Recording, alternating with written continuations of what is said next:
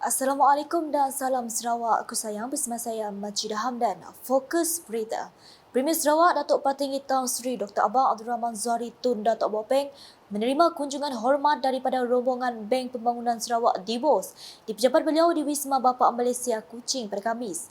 Kunjungan hormat itu diketuai oleh pengerusi DBOS Tan Sri Datuk Amar Muhammad Mursyidi Abdul Ghani dan telah berlangsung selama 2 jam. Hadir sama pengarah-pengarah DBOS Datuk Halmi Ikhwan, Datuk Insinyur Christopher Adrian dan Peter Chin serta Ketua Pegawai Eksekutif DBOS Datuk Laura Lee Ngien Hon. Sementara itu, pada hari sama, Datuk Patinggi Tan Sri Abang Zohari turut menerima kunjungan perpisahan sebenar persaraan Pengurus Besar Perbadanan Kemajuan Perusahaan Kayu Sarawak Pusaka, Datuk Hashim Bojed. Datuk Hashim memulakan keriernya sebagai guru sandaran di Sekolah Rendah Kebangsaan SRK Landeh Kuching, Sekolah Rendah Bantuan SRB St. Andrew Kuching dan Sekolah Menengah Kebangsaan SMK Datuk Patinggi Haji Abdul Ghaffur DPHA Samping sekitar tahun 1981 hingga 1986. Beliau kemudiannya menjawat jawatan sebagai Pegawai Eksekutif Projek selama 15 tahun di Pusaka Kuching sekitar tahun 1987 hingga 2002. Dalam pada itu, Datuk Hashim mempunyai pengalaman bertugas sebagai Pegawai Hal Ehwal Ekonomi di Pusaka bermula 31 Mac 2003 sehingga 1 November 2016. Seterusnya sebagai Pengurus Besar Pusaka pada 6 Oktober 2018. Beliau akan bersara pada penghujung Julai ini. Laporan seterusnya, Kerajaan Sarawak terus memberi tumpuan dalam membangunkan infrastruktur termasuk kemudahan berkaitan bekalan air dan elektrik, pendidikan dan teknologi. Menurut Timbalan Premier Sarawak Datuk Amar Awang Tengah Ali Hassan, kerajaan negeri akan menaik taraf kemudahan jalan raya dan telekomunikasi selain aspek kemahiran dan mengadaptasi teknologi yang terkini. Katanya bagi memperkasakan bidang kemahiran khususnya, kerajaan telah membina Pusat Kecemerlangan Teknologi Sarawak Sentex dan juga Giat Mara. Beliau berkata demikian semasa berucap dalam majlis penyerahan Grant Projek Kecil Luar Bandar MRP di Lawas pada Rabu. Menteri Perdagangan Antarabangsa, Industri dan Pelaburan Sarawak itu juga berkata, Jawatankuasa Kemajuan dan Keselamatan Kampung JKKK dan Pertubuhan Bukan Kerajaan NGO perlu bekerjasama dalam melaksanakan program yang bermanfaat kepada masyarakat setempat. Jelasnya bantuan disalurkan secara berperingkat tanpa mengira kepercayaan agama, oleh itu para penerima harus memanfaatkannya dengan sebaik mungkin. Dalam perkembangan lain, Datuk Amar Awang Tengah berkata Agensi Pembangunan Wilayah Utara NRDA telah merancang beberapa projek dengan mengambil kira pandangan masyarakat setempat. Jelas Ahli Dewan Undangan Negeri Arun Bukit Sari itu dengan mengambil kira pendapat masyarakat setempat. Projek yang diberi keutamaan melibatkan kemudahan infrastruktur dan kerjasama dengan jabatan lain. Ujarnya ia termasuk projek yang meningkatkan kemudahan bekalan air dan elektrik. Beliau berkata demikian semasa merasmikan bangunan Anjung Usahawan Ladang Baru di Lawas pada Rabu. Datuk Amar Awang Tengah menambah beberapa projek yang dapat meningkatkan sosioekonomi masyarakat juga telah dirancang. Antara lain jelasnya Kerajaan Sarawak membantu para usahawan menerusi pembinaan premis Anjung Usahawan pada nelayan dengan menyediakan enjin selain memperuntukkan RM160 juta untuk tujuan baik pulih sekolah dan membina rumah-rumah guru agar pendidikan anak-anak tidak terjejas. Dalam pada itu, beliau turut memaklumkan beberapa bantuan pinjaman yang boleh dimanfaatkan termasuk skim kredit Mikro Sarawak, skim pinjaman industri kecil dan sederhana, pakej bantuan seperti latihan teknikal dan sebagainya. Manakala beliau berharap perusahaan kecil dan sederhana PKS di Sarawak akan berusaha bersungguh-sungguh untuk meningkatkan taraf ekonomi mereka dengan memanfaatkan kemudahan-kemudahan yang telah disediakan oleh pihak kerajaan. Paparan selanjutnya, persiapan bagi acara kemuncak untuk sambutan perayaan 60 tahun Sarawak Merdeka berjalan dengan lancar setakat ini. Menteri Belia Sukan dan Pembangunan Usahawan Sarawak, Datuk Seri Abdul Karim Rahman Hamzah selaku Menteri bertanggungjawab untuk sambutan berkenaan berkata, mesyuarat untuk mengemas kini dan memperhalusi persiapan Hari Kemuncak pada 22 Julai ini juga telah diadakan. Jadi hari ini kita telah bermesyuarat untuk mengemas kini dan juga untuk memperhalusi persiapan pada hari kemuncak iaitu pada 22 hari bulan Julai tahun ini. kuasa yang terlibat telah memberi laporan dalam masyarakat kita, dan saya dapat melihat bahawa kesemuanya berjalan dengan baik. Majlis Kesyukuran Perdana Perhimpunan dan Perarakan Majlis Penganugerahan Peringatan ataupun Commemorative Medal antara yang telah memberi briefing atau mukadimah konsert rakyat dan persembahan mengapi Majlis Jamuan Negeri Perarakan Kapal Berhias Street Parade. Itu adalah pengisian sambutan perayaan 60 tahun Merdeka. Beliau berkata demikian dalam sidang media sambutan perayaan 60 tahun Sarawak Merdeka di bangunan Baitul Makmur 2 Kuching pada Khamis.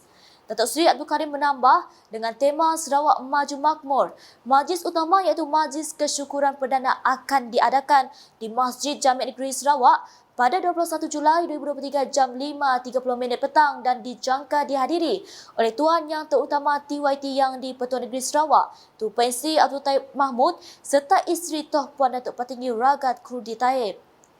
Turut dijangka hadir ialah Premier Sarawak Datuk Patinggi Tan Sri Dr. Abang Abdul Rahman Zari Tun Datuk Bo Openg serta isteri Puan Sri Datuk Amal Jumaani Tun Tuanku Bujang. Menurutnya, Majlis Kesyukuran Agama-Agama Lain 2023 akan diadakan pada 21 Julai 2023 jam 9 pagi dan dijangka dihadiri oleh Premier Sarawak dan disertai pelbagai rumah ibadah meliputi Kristian, Buddhis, Hindu, Bahai, Sikh dan Tao.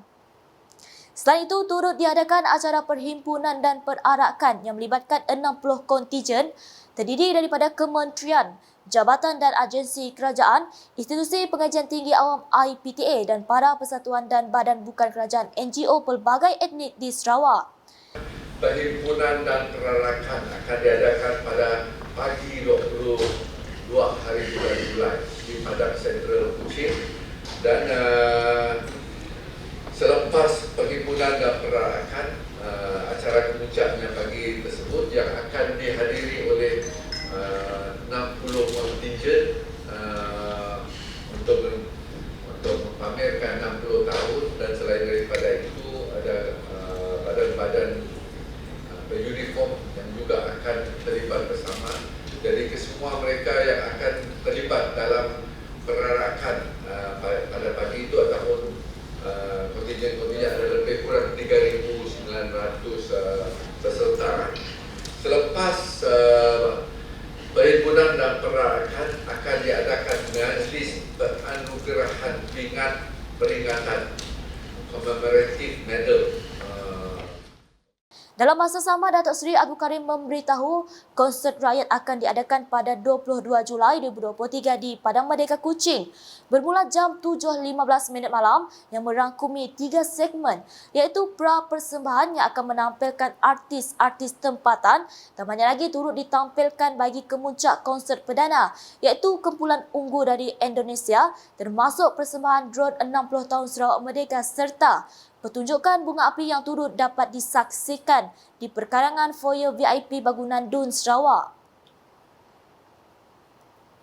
Beralih ke Lubuk Antu, dengan rakyat Sarawak diseru untuk mempertahankan keamanan, keharmonian dan kemajuan yang dikecapi di bawah pimpinan Premier Sarawak serta pemimpin-pemimpin sebelumnya. Timbalan Menteri Perdagangan Antarabangsa, Industri dan Pelaburan Sarawak Datuk Dr. Malcolm Musin Lamoh berkata, masyarakat perlu mengingati bahawa pencapaian dikecapi kini adalah hasil daripada perjuangan barisan pemimpin bersama rakyat terdahulu.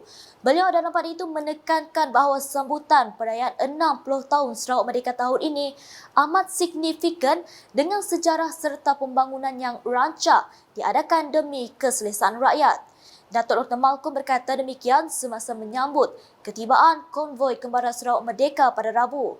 Adun batang air itu menambah perpaduan rakyat yang berbilang kaum dan agama menjadi tunjang utama ke arah negeri yang maju makmur.